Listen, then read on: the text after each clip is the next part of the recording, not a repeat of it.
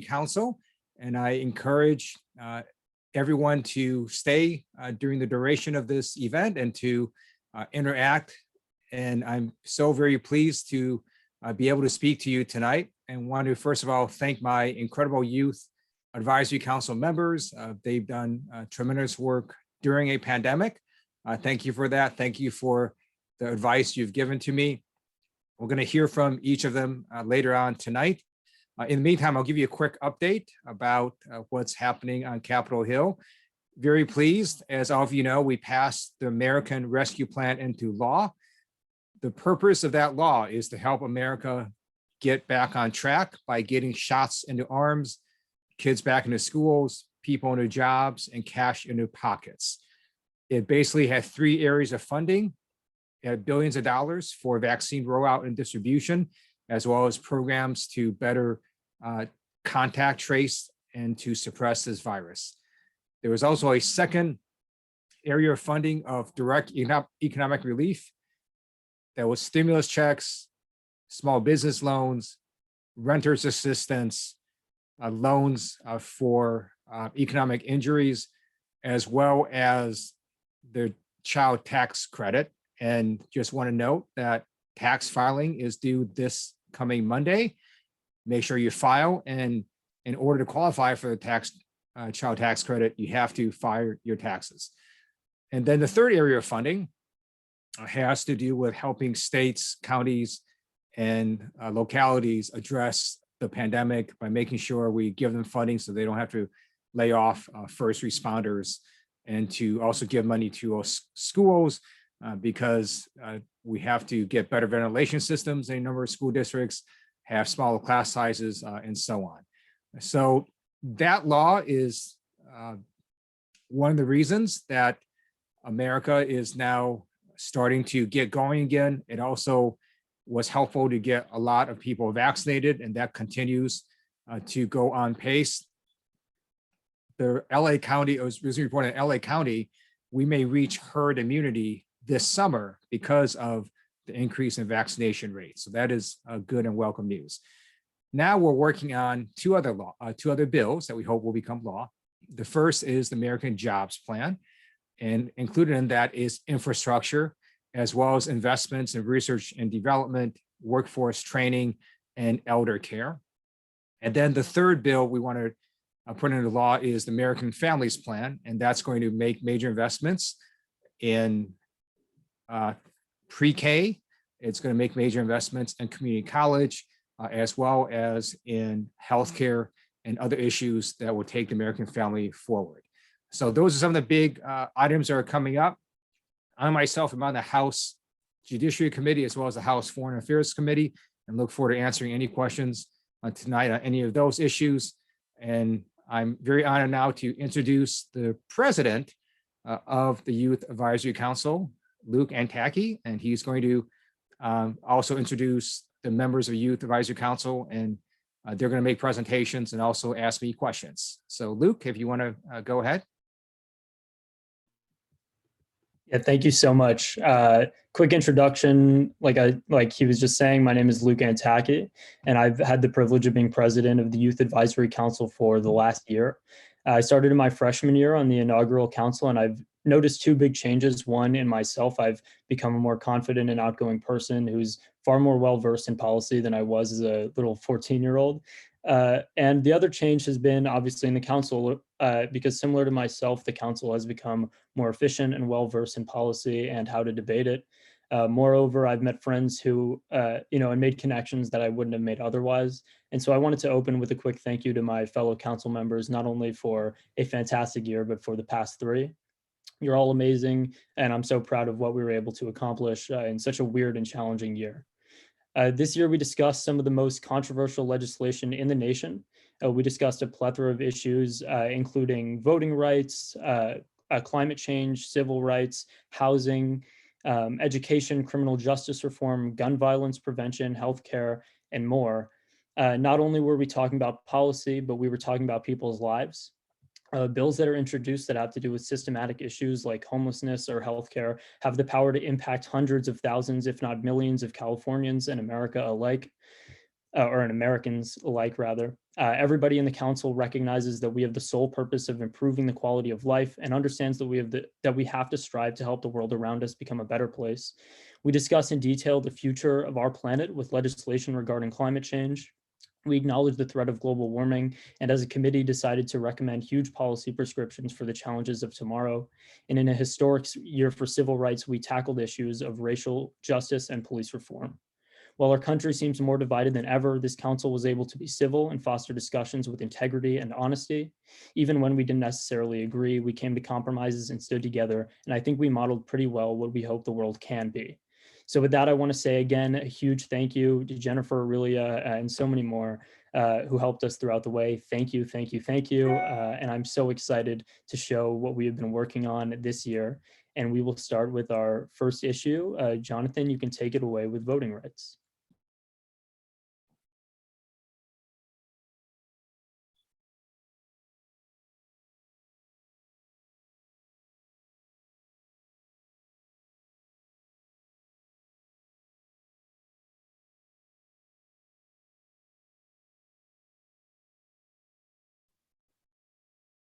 Good evening. My name is Jonathan Fratz. I am a freshman at San Pedro Senior High School. I am also autistic and may have some difficulty in the content I have prepared for tonight, so please have patience with me. At the September meeting, the Youth Advisory Council discussed voter rights, voter protection, and campaign finance reform. The Congressman has made a vocal advocate on addressing voting rights and co-sponsored the Disability Voting Rights Act in the 116th Congress.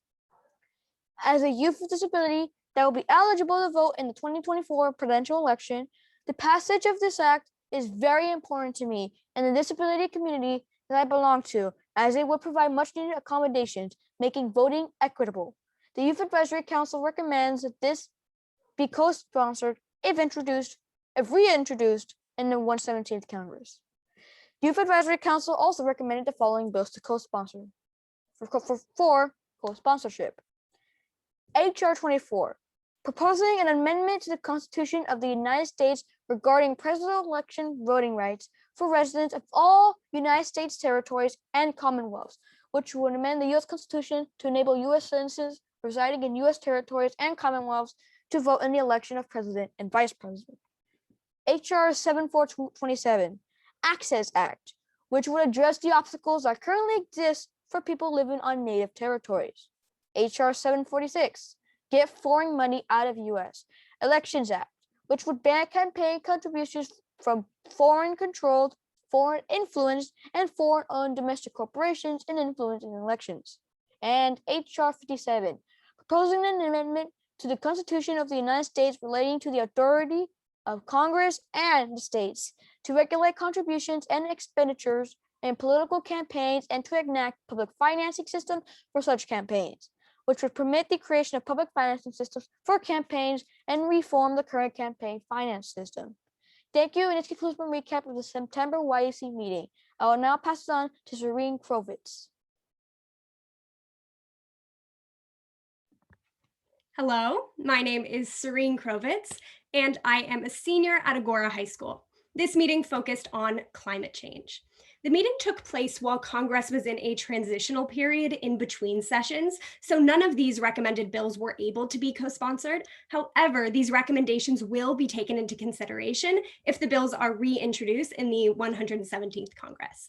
So the first bill that the council recommended for co-sponsorship was H.R. 5091, the Wildfire Defense Act. This bill would establish a community wildfire defense grant program, which provides money and resources for communities that are at risk of and impacted by wildfires, and facilitates the production of community wildfire defense plans. H.R. 5194, the Climate Change Financial Risk Act, would develop financial risk analyses relating to climate change, essentially evaluating the economic impact of climate change and the economic repercussions of failing to stop it. The Youth Advisory Council agreed that these analyses could incentivize both policymakers and the general public to work towards stopping climate change. H.R. 5936 is California's Land Preservation and Protection Act. This act would require a new supplemental environmental impact statement for oil and gas development in the Bakersfield Field Office Planning area. This environmental impact statement would include an in-depth analysis of the local impact of oil and gas development, which would facilitate a much greater understanding of the impacts of these industries, as well as being a step towards reducing reliance on fossil fuels. HR 6097 is the Nuclear Energy Research and Development Act. This bill provides for a program of nuclear energy research, development, demonstration, and commercialization. Now, nuclear energy is always a topic of much debate on the Youth Advisory Council, but we ultimately voted to recommend this bill because of its focus on research and innovation. HR 7781 is the End Polluter Welfare Act of 2020, which is an extensive plan for eliminating subsidies for fossil fuel production. This would be a significant step in transitioning away from fossil fuels, and it's economically advantageous. Over the next 10 years, this plan would eliminate $100 billion in subsidies to fossil fuel companies. And finally, HR 7969 is the Postal Vehicle Modernization Act. This bill would provide funds so that all new postal vehicles for the USPS will be zero-emission vehicles. It would also support the building of related infrastructure, like charging stations at each postal facility. This is a step in the right direction in terms of normalizing lower emission vehicles. Again, due to the circumstances surrounding the timing of this meeting, these bills were not co-sponsored, but these recommendations will be considered if any of these bills are reintroduced in the current Congress. Thank you, and I will now pass it on to Heather to discuss our work on civil and human rights. Hello, everyone. My name is Heather Holm, and I'm currently a senior at Viewpoint School. The civil and human rights discussion was especially important for the council because of the commitment Congressman Lieu places on protecting the civil rights of all Americans. The bill that the council was successful in getting the congressman to co-sponsor was HR 8637, the Japanese American Confinement Education Act. The bill was prioritized during the discussion because of the attention the congressman places on combating racism towards Asians, as well as its current relevance with an increase in violence and discrimination against Asians due to COVID-19. The bill would essentially establish a program that awards competitive grants to Japanese American museums to educate individuals in the US about Japanese confinement during World War II. The ultimate goal of this legislation is to use education to show the significance of democratic principles, the use and abuse of power, and the importance of cultural tolerance. Another important thing to note in the council's discussion of civil and human rights is the role that COVID-19 played. It's no secret that the pandemic has definitely exacerbated current inequities, and we wanted to all make sure that all the bills that we recommended to the congressman were addressing these current inequities, as well as made sure that in the future, the individuals experiencing these inequities, it was less of a problem for them then. So we, for example, in doing this, we recommended for the congressman the first act, which would allow individuals under 21 and over 50 in ICE facilities who do not pose a threat to those around them to be released by the facility because they are at higher risk for the disease. And the bill makes sure that individuals cannot be redetained after the state of emergency is over unless they are a threat to the nation. Next, we have Xander, who is going to present on housing and homelessness. Hi, everybody. My name is Xander Kane, and I am a senior at El Segundo High School. And like Luke and Heather, I'm also a fourth-year member of the council, so it's really been an honor. But this meeting took place on Wednesday, January 27th, and it focused on the housing and homelessness crisis reverberating through the United States and our local communities. Similar to Serene was saying, unfortunately, some of these bills we didn't have full text for at the time because of the transition period from the 116th Congress to the 117th. But we were able to suggest for co-sponsor one of the bills, HR 68. But the meeting took place and we had a short brief on the congressman's current, past, and future actions regarding housing and homelessness. And it is important to note that shortly after our meeting, the congressman released in conjunction with Senator Dianne Feinstein, the West Los Angeles Veterans Association Campus Improvement Act. So we actually talked a lot about this during our meeting and how important it is to the congressman and to ourselves to support our veterans. And so HR 68 in particular talked about how it authorized funds to prevent housing discrimination through the use of nationwide testing. So we had a lively discussion on this because we believed that such information is actually vital to solving the problem.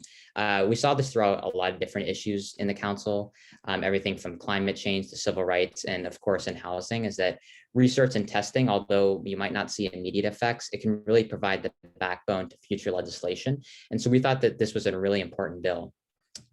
Some of the other bills like HR 240, we didn't actually, as I mentioned, we didn't have the full bill for, but a lot of these we really supported in at least in thought or in idea. So HR 240 was the Homeless Veterans with Children Reintegration Act.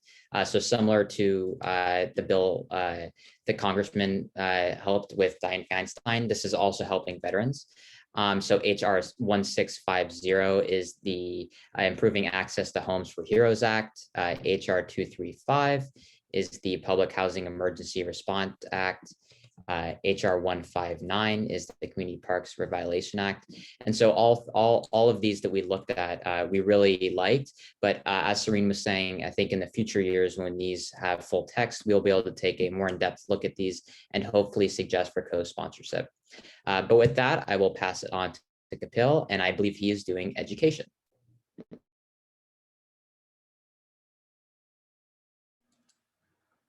Yes, so hi, my name is Kapil Diria, and I'm a senior at Palos Verdes High School. So at the February meeting, the Youth Advisory Council discussed proposed legislation relating to education. And all members of the council being students, we place great importance on improving our country's K-12 and higher education systems. The council was adamant in its support for legislation that attempted to expand the scope of learning and alleviate financial burdens that harm students at the higher education level. Congressman Lieu has been a vocal supporter of education reform in the United States. In the past, he has supported legislation to address education on the Holocaust, education access, student loan relief, support for transgender students, and support for STEM and arts education in our schools. Now, having experienced the effects of the pandemic on education firsthand, the council also focused on how COVID-19 has affected the education system and its students. With several members being seniors, including myself, who will enter college in the fall and take on federal student loans to finance their education, we consider the impacts that student loans have on students across the country.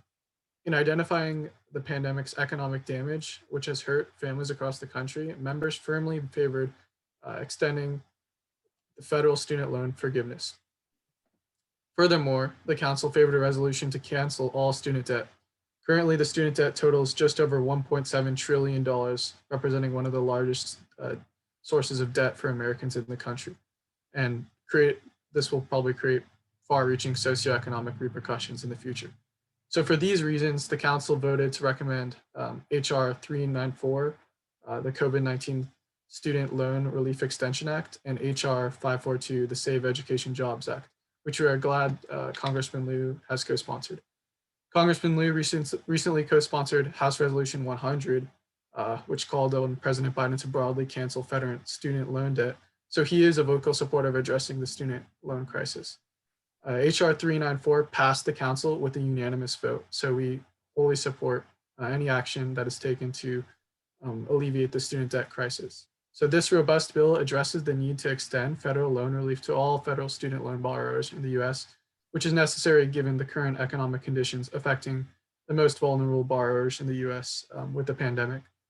While we need relief for students on the other side of the desk, teachers have endured underpayment for years, and the pandemic has only exacerbated this issue.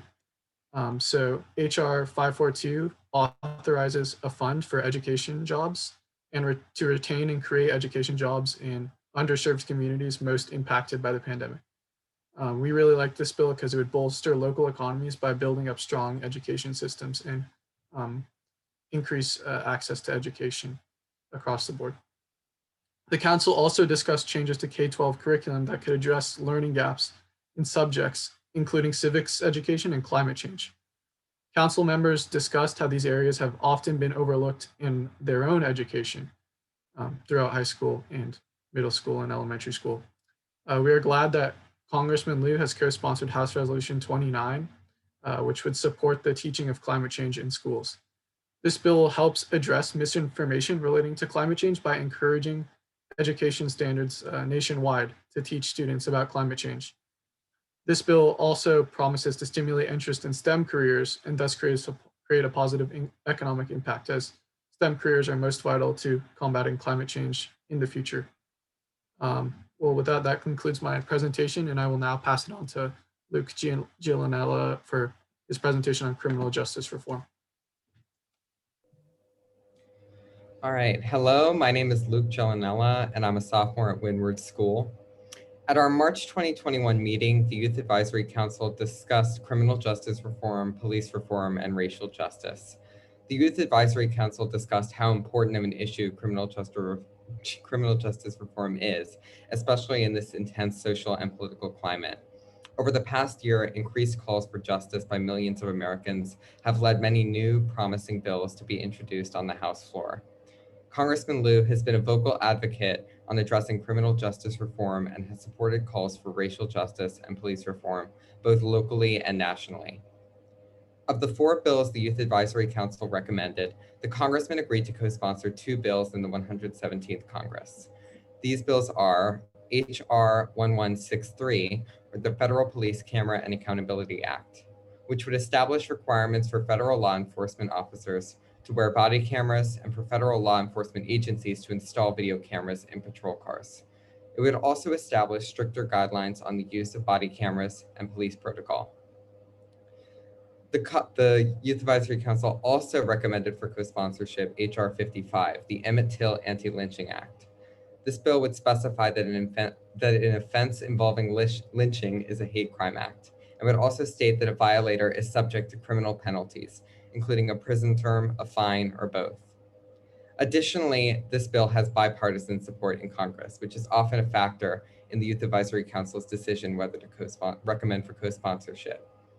These bills are both extremely important steps in the fight for criminal justice reform and police reform.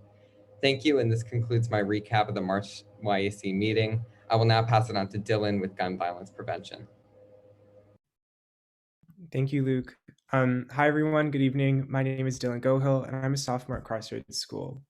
As part of our April meeting, the Youth Advisory Council discussed gun violence prevention, which Congressman Lieu has been a devoted advocate of for years. After our discussion, Congressman Lieu co-sponsored 3 bills recommended by the council. Last year, before the pandemic, fun fact, the Youth Advisory Council even received a shout out on the House floor where Congressman Lieu was co-sponsoring a bill preventing gun violence.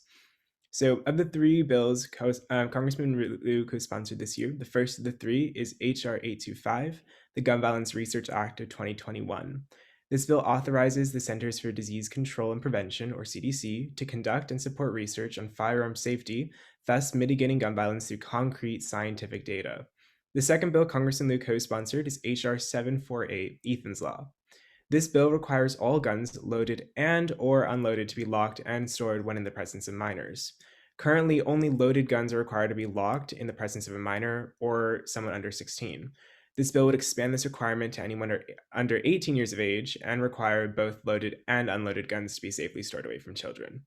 Finally, Congressman Lieu co-sponsored H.R. 881 to require the Surgeon General of the Public Health Services to submit to Congress an annual report on the effects of gun violence on public health. Yes, that's all one title. This bill requires the Surgeon General to report annually to Congress on the public health effects of gun violence and the status of actions taken to address those effects. The Council voted unanimously on recommending this bill.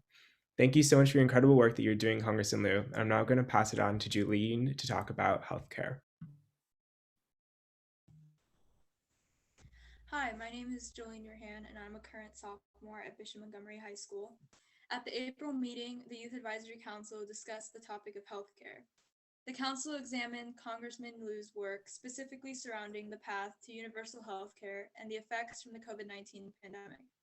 The council also explored the need for major reform in the healthcare system and the hopes of achieving this change with the Biden administration.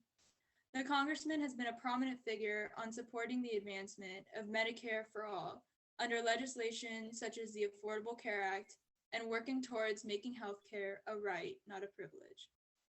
Of the 5 bills the Youth Advisory Council recommended, the Congressman agreed to co-sponsor 4 bills in the 117th Congress.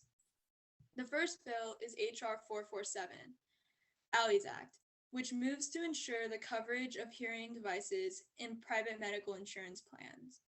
The goal of the bill is to make hearing devices, including cochlear implants, more affordable and covered under private insurance. H.R. 447 grants more affordable insurance coverage to the numerous Americans with hearing disabilities. The second bill is H.R. 239, Equal Access to Contraception for Veterans Act. This bill amends Title 38 to provide limitations on co-payments for contraceptives placed by the Department of Veteran Affairs. Voting unanimously to recommend this bill, the Youth Advisory Council agrees that expanding access to contraception is always important and believes that this bill does an effective job at doing so for veterans. The third bill is H.R. 1384, Mainstreaming Addiction Treatment Act of 2021. This bill would increase access of Schedule 3, 4, and 5 narcotics to practitioners. These specific narcotics manage opioid withdrawal symptoms for those in opioid addiction management and have a vital role in detoxification treatment. This bill also contains an educational component that dictates training for practitioners on how to properly use and prescribe these narcotics. The last bill is H.R. 2168. To amend Title 18 of the Social Security Act to expand the scope of practitioners eligible for payment for telehealth services under the Medicare program and for other purposes. So H.R. 2168 would expand the scope of Medicare to include coverage under all telehealth services. The council believes that telehealth is the future of healthcare for many, as this was specifically highlighted throughout the COVID-19 pandemic. H.R. 2168 provides vital coverage for those in rural and underprivileged areas with less access to health services. These 4 healthcare bills wrap up the Youth Advisory Committee's year in review. Thank you so much, and now I'll pass the mic back to Congressman Lieu.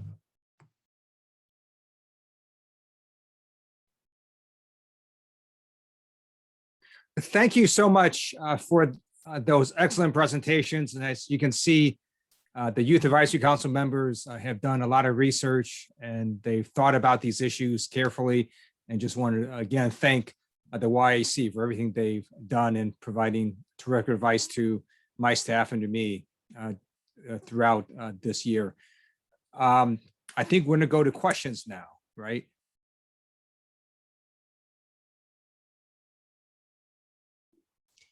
Hi, I'm Ava Weinrot. I'm a sophomore at Harvard Westlake, and my question is relating to education.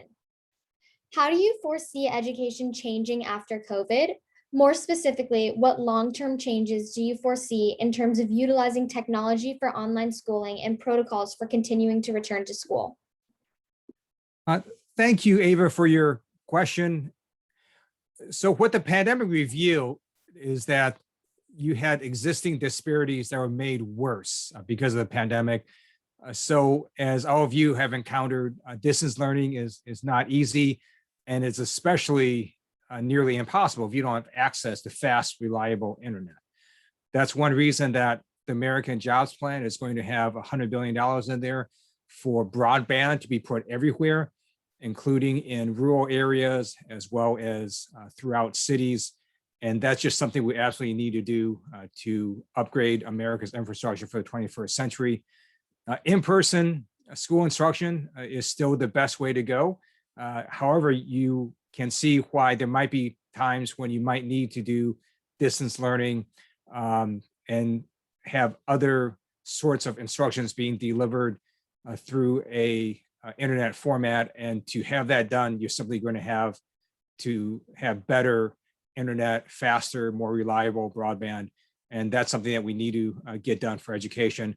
I think you're also going to see, as a result of their laws we passed, that a lot of schools are going to get better ventilation systems, which in general is a good thing. That is better for the health of our students. And you're also going to see, I believe, additional emphasis to have smaller class sizes. So the state of California, as you may have heard, has a significant surplus because of their budget planning as well as funds from the American Rescue Plan. And they're going to apply a portion of that surplus to help reduce class sizes across California. So hopefully we'll start seeing that happen over the next few years as well. Thank you.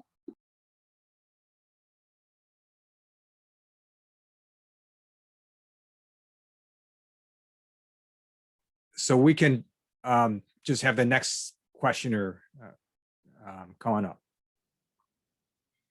Hi, my name is SJ Bakayao. I'm a sophomore at Vistamar High School, and I have a personal question for you.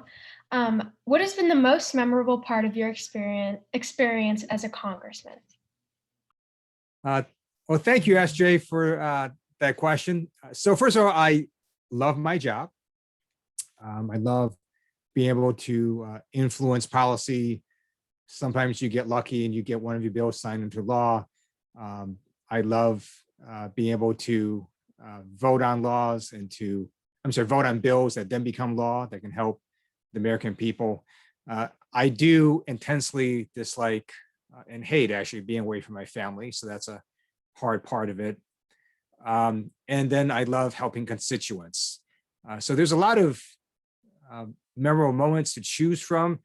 I think when the president, this was President Obama at the time, signed one of the bills I had championed, which was to put in a whole new master plan for the West Los Angeles VA to help homeless veterans and to deliver better medical care.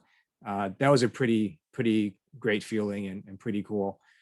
So anytime one of your bills that you've championed becomes law, that you do get satisfaction out of it. And just in terms of sort of an experience, I would say riding on Air Force One with President Obama was probably my most memorable experience in Congress. All right, well, thank you for that answer. It was very nice talking to you. Thank you.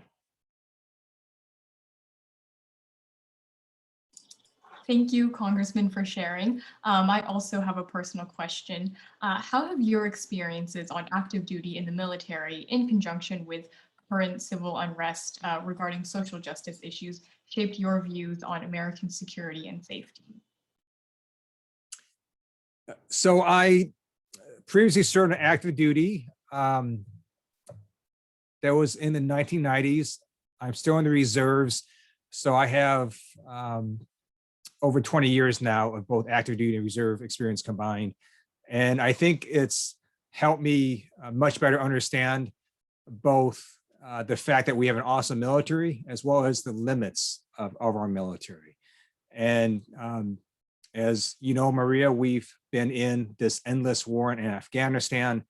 I'm very pleased that President Biden has now said he's going to withdraw all our troops before the end of this year. And my view is our military was never designed or equipped to prop up governments, to nation build, to help run countries.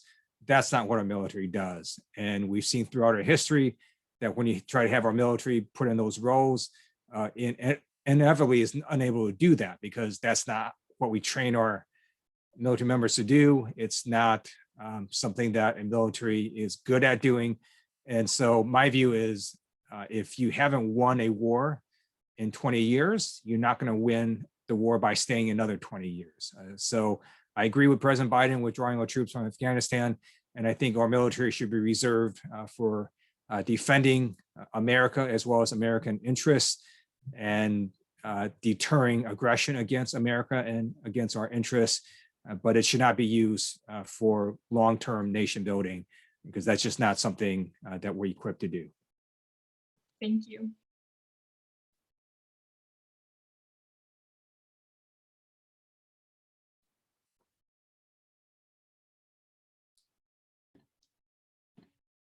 Hello, Congressman. My name is Danny Winkler, and I'm a junior at Marlborough School, and my question is related to voter protection. What do you think about the prospects of voter protection and voter registration bills right now? And what do you think is the most pressing action to protect the right to vote? Thank you, Danny, for that very important question. I'm a co-author of HR 1, which has passed the House, and that is named HR 1 because the Democratic caucus believes that it is fundamentally the most important bill we have, which is why we named it our first bill. And it does three main things. It protects voting rights. It also does reform of a campaign finance system, and it puts in anti-corruption provisions. It also, for example, would mitigate a lot of the really bad gerrymandering of districts that we've seen over the years. It is now before the Senate. I hope the Senate will pass it. In the meantime, we've seen a number of state level voter suppression bills being passed by Republican legislatures. And my hope is that some of them can still be defeated. If not, they will be challenged in court. However, at the end of the day, even though those laws are bad, they're different fundamentally than the laws that were passed during the Jim Crow era, where it would just literally stop your ability to vote. So if you couldn't, for example, guess the number of jelly beans in a jelly bean jar, you couldn't vote. These laws that you're seeing put obstacles in your way, but any voter can basically overcome them. And so if we can educate voters to do that, they're going to be able to vote. And so maybe you're going to have to, do some more hoops and take some more steps, but you're going to be able to vote if you're a registered voter. And there's a fundamental difference. And so I think one way to defeat these voter suppression laws is simply to have massive turnout, get people very angry that the Republicans are trying to suppress the ability to vote, and make sure they all turn out next November just to show the man that, you know what, you're not going to take away our right to vote and keep us from voting. We're going to wait in line, no matter how long it takes, and cast the vote. So fundamentally, I think there are lots of different steps to take to overcome voter suppression, but at the end of the day, the most important one is registering people to vote and then explaining to them how they can go vote. Thank you so much. Hello, sir. I'm Jake Matloff. I'm a ninth grader at the Geffen Academy at UCLA. This is my first year on the council. I have another personal question for you, which is, how do you decide how you're going to spend your time each day? Because as a congressman, there's a lot expected of you, and there are hundreds of issues to address. So how do you do that while making time for yourself? Jacob, that's a fascinating question. Sometimes I ask myself that as well. So as some of you may know, members of Congress have a staff position known as a scheduler. And so that person's main responsibility is literally to set my schedule for today, for tomorrow, for next week, for next month.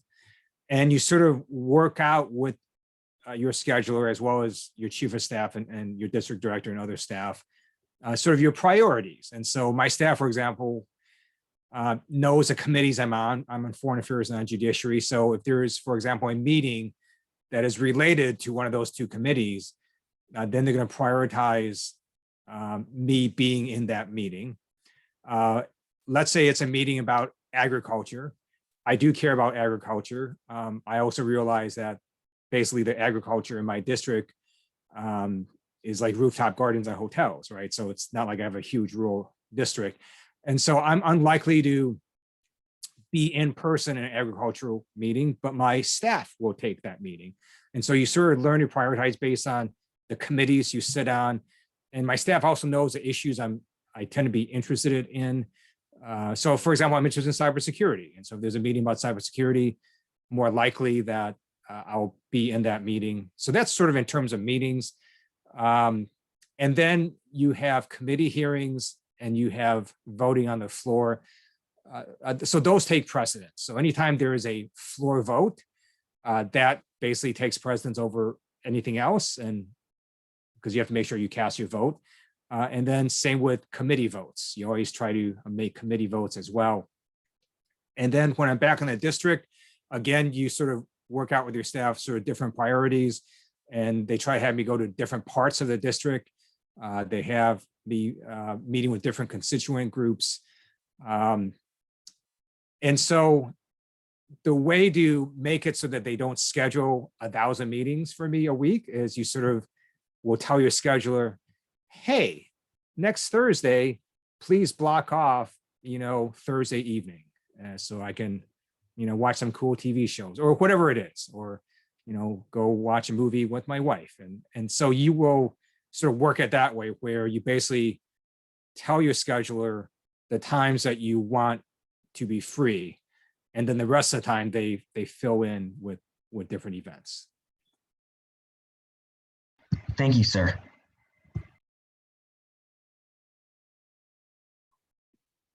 Hello, Congressman. My name is Ria Katad, and I'm a sophomore at Santa Monica High School. And my question is related to AAPI hate legislation. So what have you been doing in our district to stop anti-Asian hate crimes that have increased due to the pandemic? Thank you, Ria, for that question. As some of you may know, there has been a surge in hate crimes and hate incidents against the Asian American and Pacific Islander community. Last year, even though overall hate crimes decreased, hate crimes against Asian Americans rose nearly 150% in major cities across America. So in Congress, there's been a number of bills introduced to address hate crimes. I'm a co-author of the COVID-19 hate crimes bill. That's passed the Senate. It will pass the House as well. And the bill does three main things. It requires the Department of Justice to expedite review of hate crimes. It also provides money to states to better track and report hate crimes. And it also provides guidance to federal agencies and to states on how to talk about hate incidents and hate crimes. I'm also an author of the Stop Hate Crimes Act, which I've introduced along with Congresswoman Lucy McBath out of Georgia. We believe that the federal hate crimes law should be changed. Right now, it's not used very often because courts have interpreted the standard very narrowly.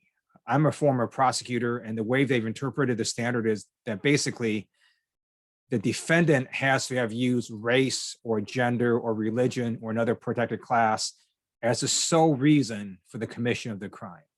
So not only is that a very high burden to meet, it also doesn't comport with reality.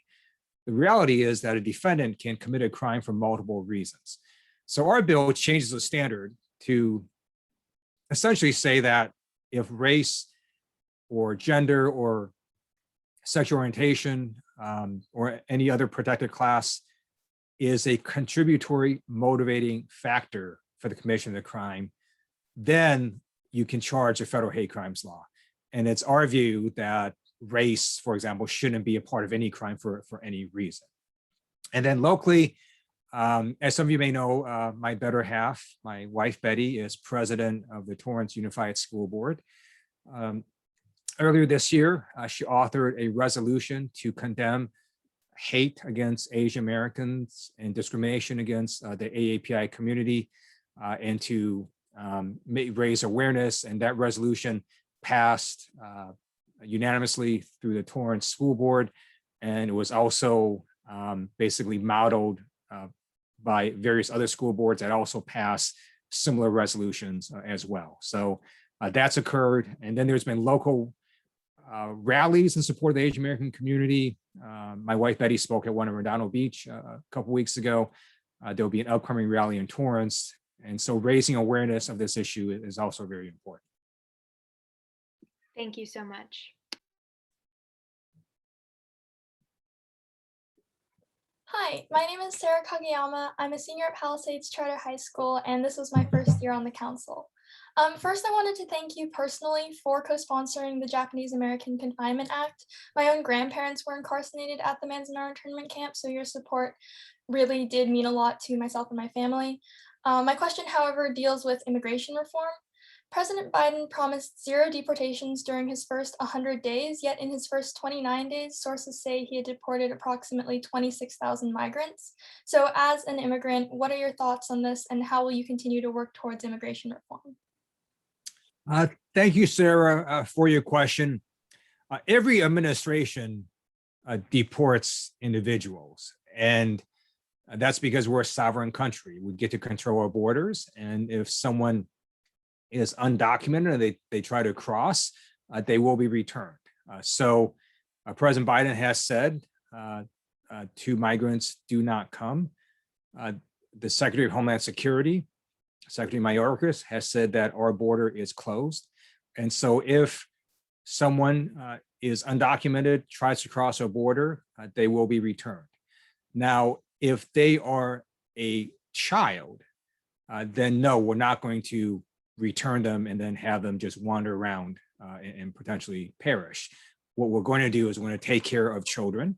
And that's something the Biden administration has been doing. The administration has only been in office less than 4 months. So they're still hiring people. They're still filling positions.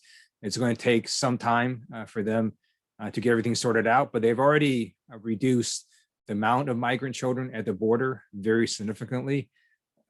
So that has been a difference with the former administration. The former administration was separating families. They were losing children.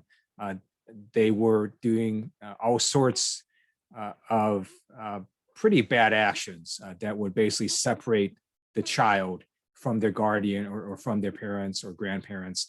And that's something that the Biden administration is not doing. So there is that fundamental difference. Thank you.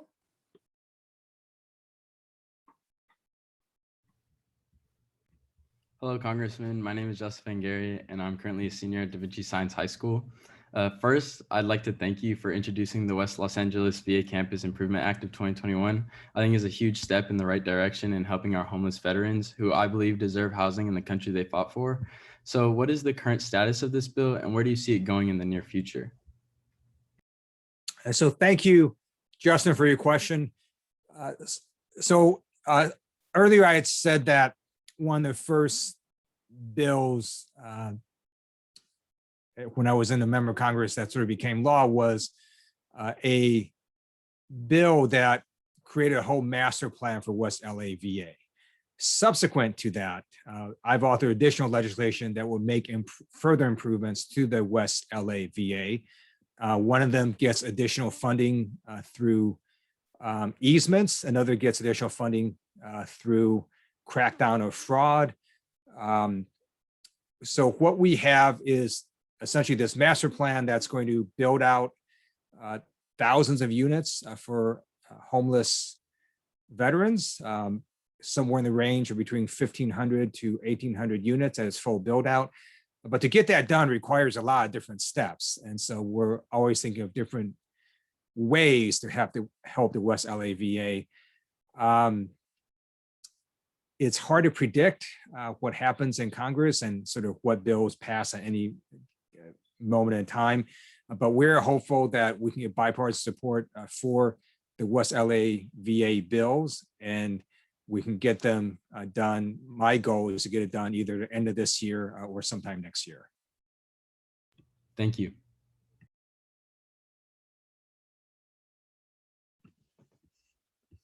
Hello, Congressman. My name is Prati Raja from Palos Verdes Peninsula High School. My question is, are you endorsing any legislative action that allows U.S. Medicare to negotiate prescription drug prices in order to reduce the overall cost of healthcare / prescription drugs for Americans? I thank you, Prati, for your question. Yes, last term, I was a supporter of the legislation that was introduced that allows basically Medicare to negotiate with drug companies in order to bring down prescription drug prices. That bill will be reintroduced this term as well, and I will again support it. And it is clear to me that we need to allow the government to negotiate with drug companies to try to lower prescription drug prices.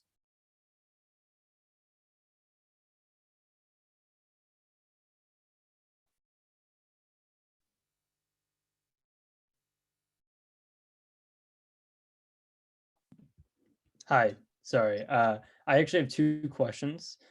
They're both submitted by the Fleming Middle School. and they are from grades 7 and 8. So shout out to them. And the first question is, what are we doing to support families dealing with job loss, homelessness, and loss of family member due to COVID? So that is a very good question. So thank you for submitting. The American Rescue Plan was asked to address those very issues. It has had, and most who have gotten these stimulus checks going out to American families. It also greatly expands the child tax credit. So if a family has a child under 6, then they will get a $3,600 check per child. If the child is over 6, then it'll be $3,000. In addition, there was renters assistance. There was assistance for small business loans. There was assistance for nutrition and hunger programs. So there was a variety of funding sources in the American Rescue Plan to help American families. My view is it was necessary, but it's not enough, which is why we've got the American Families Plan that we're working on now that would make the child tax credit permanent. It also would provide funding to help lower medical costs and also to provide for free community college for the first 2 years and provide for universal preschool.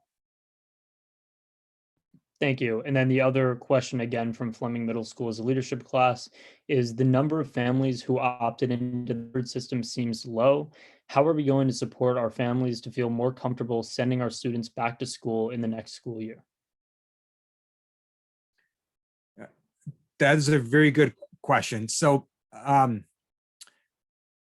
every school district and then every school within a school district is somewhat different. And so some school districts had higher rates of people who wanted to go back to class. Some school districts had lower rates of people who wanted in-person instruction. So that just varied among school districts. In terms of how to get to full in-person instruction in the fall, I think that's a goal. I think it's going to happen. The best way is to get everyone vaccinated. And what we know is that the Pfizer and Moderna vaccines, as well as Johnson & Johnson, are all really effective at stopping hospitalization and stopping people from dying of COVID. The FDA has recently approved the Pfizer medication vaccine for 12 to 15-year-olds as well. And so if we can get more people vaccinated, then eventually we're going to hit something called herd immunity, which is a situation where the virus will no longer be able to spread and will die out by itself because enough people are vaccinated.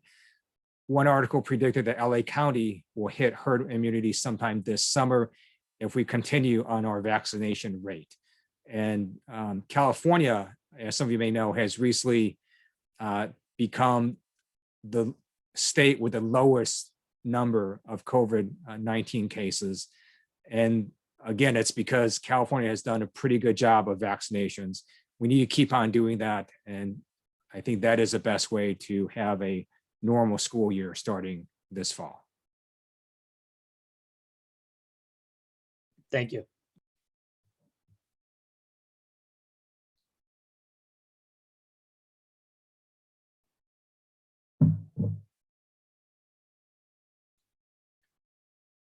Hi, Jonathan, I think you may be muted.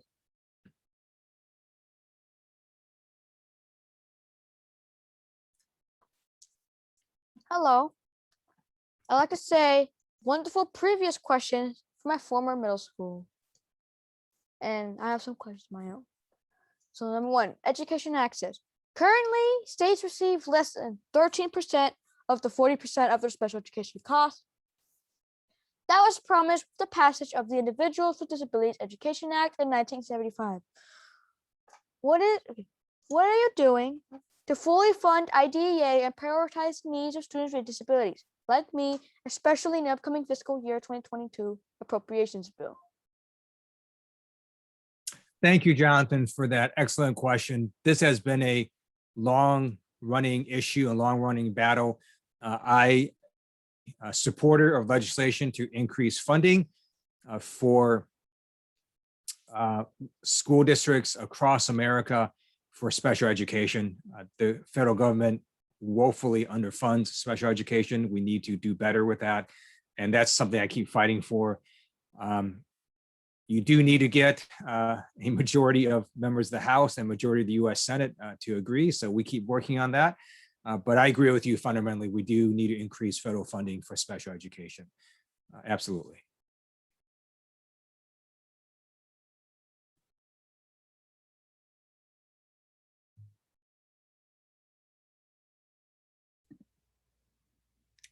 Good evening, Congressman. My name is Serene Krovitz, and my question is in regards to foreign relations and vaccine diplomacy. What's your perspective on the role of the United States in international vaccine distribution? Thank you, Serene, for that question. I was actually at a briefing with the Biden administration earlier this week on exactly that issue. And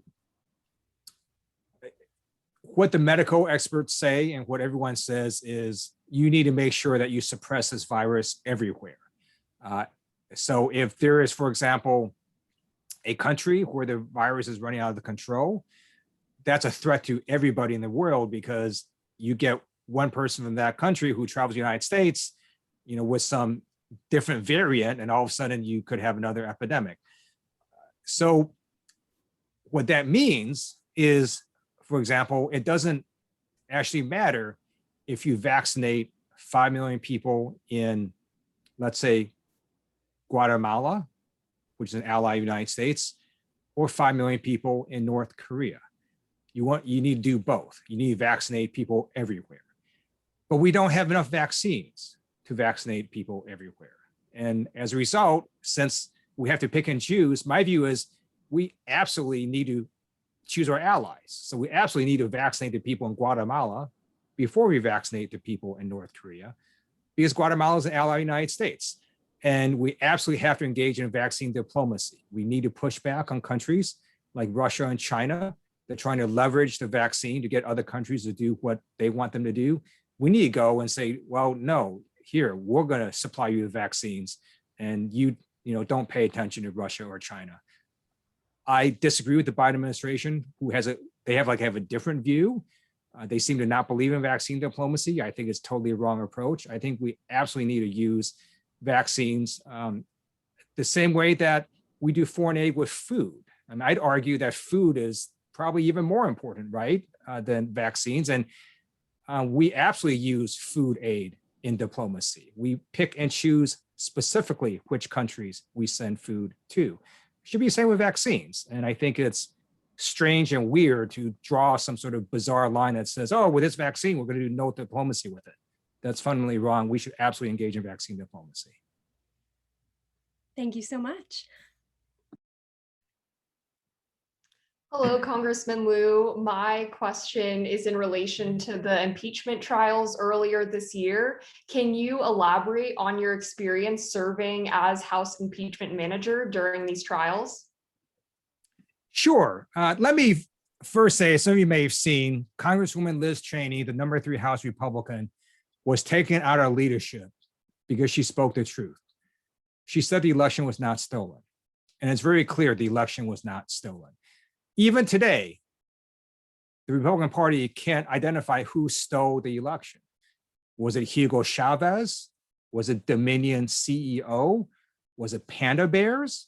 Was it voters standing in line who got water? It is absolutely ridiculous, the false allegations being made by the House Republican caucus.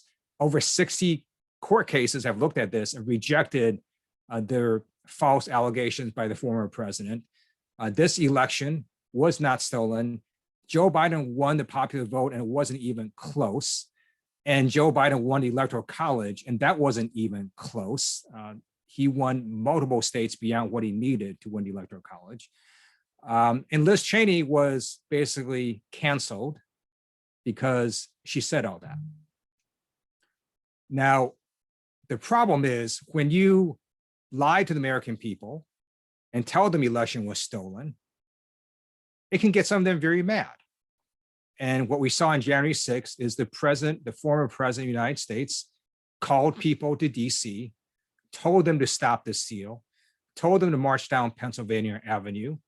He told them that Congress was in the process of certifying the election by certifying electoral college results. And as a result, these folks attacked the Capitol, severely injured multiple police officers. In fact, 140 police officers were injured. People died that day. There was property damage. And today we learn about some Republican members of Congress who say there was no insurrection, that these were just tourists who entered the Capitol. So you see just some crazy stuff coming out of a number of members of the Republican caucus. The impeachment trial was designed first and foremost to hold the former president accountable. Second, it was also to make sure exactly that this did not happen, that you would have people try to alter history, try to tell you that what your eyes saw and what your ears heard was not true, and try to give an alternate view of a false history. So in the impeachment trial, we laid out very graphically for the American people exactly what happened on January 6th, the lies from the former president that led up to it, the lies that morning that led up to their attack, the failure of the former president to take any action while the attack was ongoing, as well as the former president's lack of any remorse. And you see even now, the former president continues to lie about the election results. The impeachment was the most bipartisan impeachment vote ever out of the House of Representatives. It also received the most bipartisan impeachment votes ever for a conviction. The actual vote in the US Senate was 57 to convict, 43 against. In most contexts, that's not even close. That's a blowout. Unfortunately, the Constitution does a very high bar for impeachment, so it didn't clear 2/3. But it was very clear the overwhelming majority of US Senate concluded the former president incited their insurrection. That insurrection led to multiple deaths, multiple injuries, property damage, and it was an attack on our democracy, an attack on our Capitol. And that is what history is going to remember, and that is what history is going to teach for future generations. Thank you.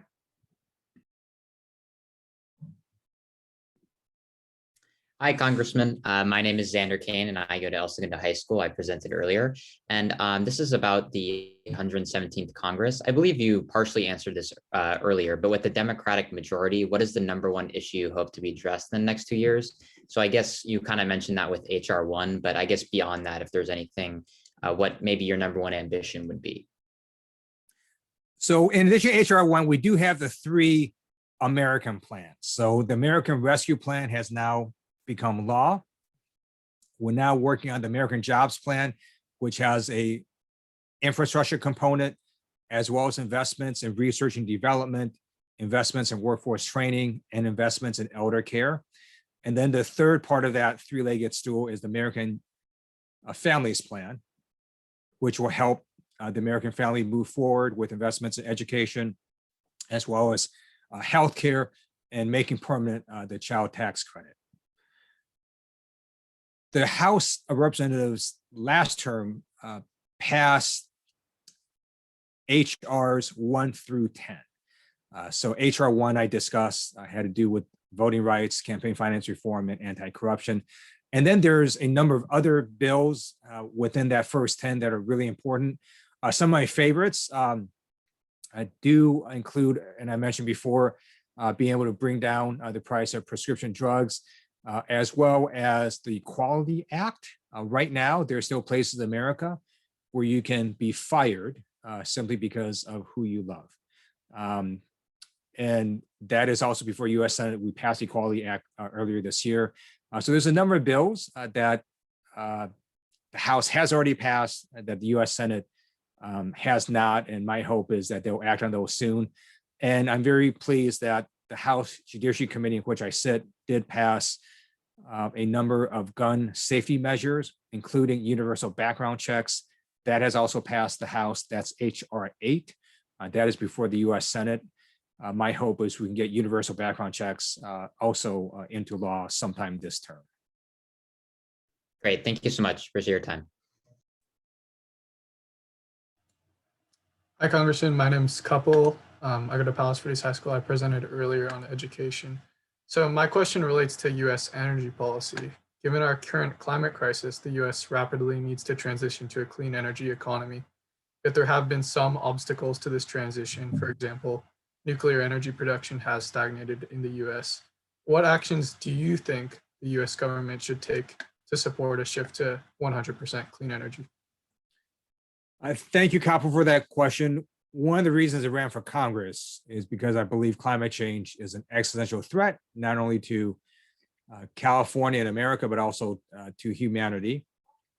In the California State Legislature, I was a co-author of AB 32, which is California's landmark Global Warming Solutions Act. And the reason that that law did well is we didn't sort of go out and say, hey, here's 497 specific things we want you to do to address climate change. Instead, it set goals, which at the time was to go to pre-1990 levels of greenhouse gases in California by 2020. And then it gave an agency, the California Air Resources Board, the power to take us there. So the first bill I introduced and wrote in Congress was modeled on California's legislation. It's called the Climate Solutions Act. And it says that by 2035, we're going to go to 100% renewable energy. By 2050, we're going to go to 80% reduction in all greenhouse gases. And then we're going to give the EPA and the Department of Energy the power to take us there. I'm very pleased that the private sector has also become much more engaged now. We see, for example, not only companies like Porsche say they're going to go all electric by 2035, but also American companies like GM that said that every car they make starting in 2035 will be all electric. So the American Jobs Plan has in its infrastructure component funding to build out our electrical infrastructure in terms of charging stations and making sure that we have the research and development needed to make cheaper, longer lasting batteries and other infrastructure that's needed to have a wide scale transformation away from gasoline powered cars to electric cars. In addition, I think we have to continue to focus on other renewable energies like solar and wind. By the way, some of you may have seen some of the initial misleading articles out of Texas where they ran out of power during that freeze and they blamed it on wind. It turns out that it was their other sources of energy that got whacked much more than wind did. And it was actually a lot of their fossil fuel based infrastructure that was the reason why they went into this deep freeze and was able to come out of it and get their energy going. So wind and solar continue to be very important renewable energies. And my view is we just have to look at all the different renewable energies, whether it's potentially wave power, geothermal. There's so many possible other renewable energies we have to look into, and we have to look at biofuels. If we can, for example, try to get fuel out of algae, that would be really, really important. If we can get better battery storage so that people can have solar in the daytime and then store that power and use it at night.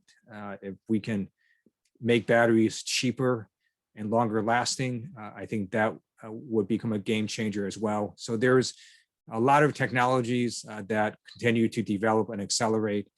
And I'm hopeful with what the private sector can do in the next decade. Thank you. Thank you, Congressman. My name is Luke Cellanella, and I'm a 10th grader at Windward School, and this is my second year on the council. My question is, how do you imagine the world looking after the pandemic politically and economically?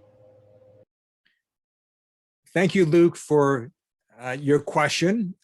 I think many of us would like to go back to normal as much as we can, be able to go watch a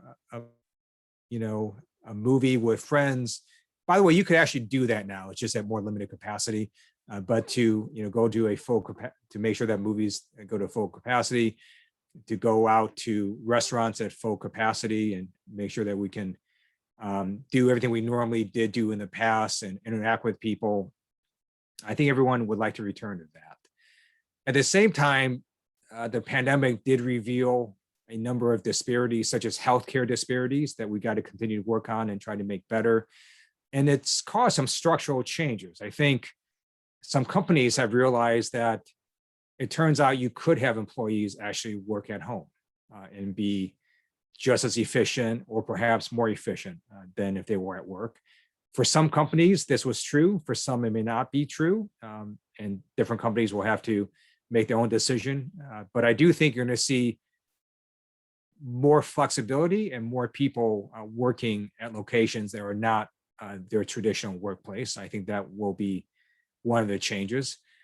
I think you're going to see more focus within the United States on making sure that we have the domestic capability to produce PPE. Who would have thought that last year what Americans needed were not tanks and fighter jets, but actually masks and ventilators and gloves and so on. And so I think there's gonna be a focus on making sure we have a domestic capability to make all of that instead of having to rely on other countries. And I think there's gonna be a lot more focus on health and medicine to try to make sure we're on top of any other potential pandemic that could happen anytime in the future. My hope is it doesn't happen for a very long time, but you never know with what could happen given viruses and so on. So it still remains to be seen how society changes after this pandemic, but it's definitely going to be something you're going to be able to tell your grandkids about. Thank you so much. Hi, Congressman Lieu. My name is Dylan Gohill. So my question to you is, due to the rise of anti-Asian hate crimes, how can we as individual community members help stop these incidents of hate? I want all of you to understand your power to help shape public sentiment. I think Abraham Lincoln had it right when he said public sentiment is everything. With it, nothing can fail. Without it, nothing can succeed. So understand your ability to influence other people. Social media is free. If you write an interesting post, you could affect someone in Kentucky or in New Hampshire or in Northern California. Think about writing letters to the editor to newspapers. It is true that many people write letters to the editor. It's also true that many of them come from the same people. So when you start writing in, especially young people, you're going to get published. And then you can start changing hearts and minds. Think about spending your time volunteering on causes you believe in or campaigns that you believe in. We also saw in the last few weeks a number of rallies across America in support of the Asian American community. They weren't massive, but they weren't small either. And in the South Bay, we had Redondo Beach had a rally a couple weeks ago. Torrance, they have one upcoming. And so think about attending some of these rallies. So there's a number of ways to get involved and to fight for what you believe in.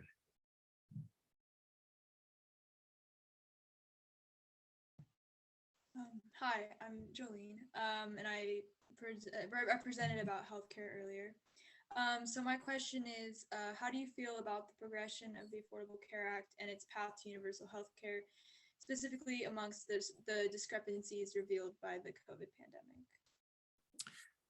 Jolene, could you actually, sorry, it was probably on my end, fade out a little bit. Could you say that, but say it a little bit louder?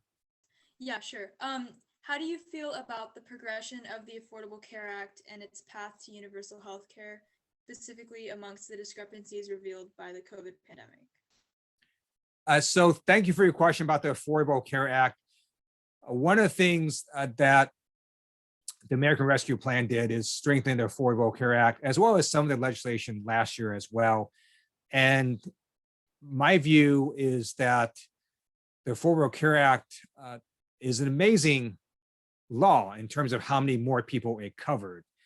At the same time, there are issues like prescription drugs where we've got to bring down drug prices. And so that's why we're going to work on HR3 in the House, which will do exactly that, try to bring down prescription drug prices. And then at the same time, I support a public option in the Affordable Care Act, which is to basically give additional competition, additional ways for people to choose from, and to select a public option if they want in order to try to better compete with the various plans that are out there. The Affordable Care Act continues to gain in popularity since it's become law. And I think more and more people realize how important it is, especially during this pandemic when, having healthcare literally was a matter of life and death for some people.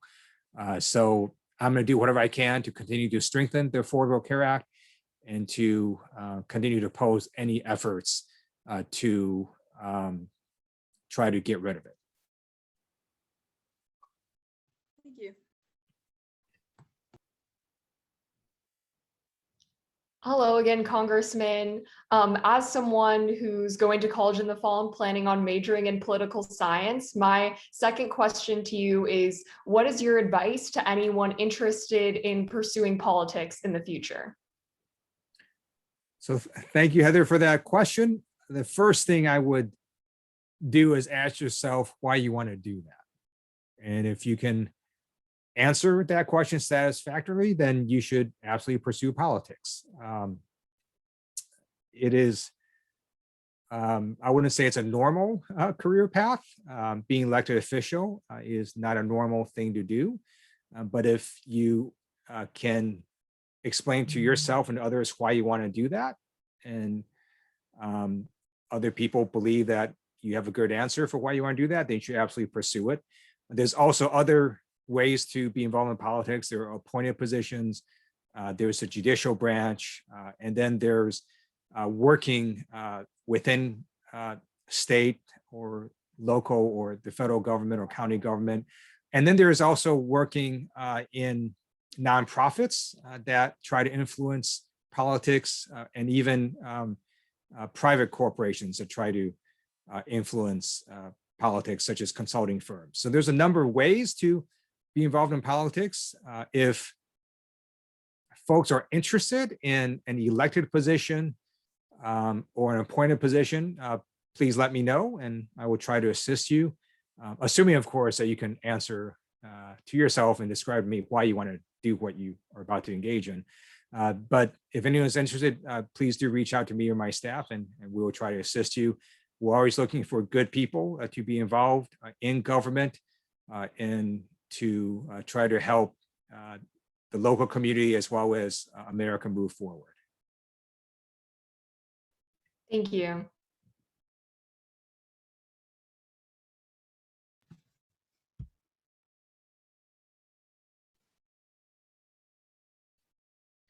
So we've concluded the questions, and as you can see, all the Youth Advisory Council members are super awesome. They know a lot, which is why I do rely on them for advice and recommendations. And we're now going to turn over to my amazing staff member, Jen, who's going to explain to people how they can apply to be a member of the Youth Advisory Council. Thank you, sir. Hello, everyone. My name is Jennifer Harbach, and I am the field representative currently overseeing the Congressman's Youth Advisory Council. I would like to take this opportunity to let you know our office is currently accepting applications for our 2021 to 2022 Youth Advisory Council. The council will work directly with staff in Congressman Liu's office to collaborate on key issues for young people in California's 33rd district. Students are appointed to a one-year term, and if eligible, can serve on the council for a maximum of 2 years. Students in 9th through 12th grade that live or attend school in the district are eligible to apply. Application materials that we require from folks to apply to the council include a high school transcript or middle school transcript if you are an incoming freshman, 2 letters of recommendation from non-family members, 1-page essay explaining why you wish to be a member of the council, your resume, signed consent form, and application form. Both of these forms can be found on our website, lieu.house.gov, under the Helping You under the Youth Advisory Council tab. And all materials must be sent on a single document to yac.lieu@mail.house.gov. The deadline to apply is Friday, July 9th, 2021 at 5 p.m. Pacific time. If you have any questions, please reach out to our office either via the email I provided or via phone at 323-651-1040. Thank you so much, and I will now turn it back to the Congressman.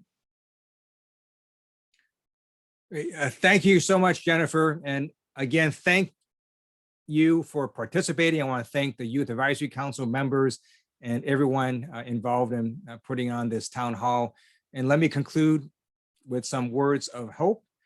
With their increased vaccination rates, we're going to get back to normal sooner rather than later. And I look forward to the next youth town hall where we're going to have it in person. So thanks so much for participating, and please have a good evening. Stay safe and healthy. Okay, it looks like we're not live anymore, so we are off the Facebook Live. Stay safe and healthy.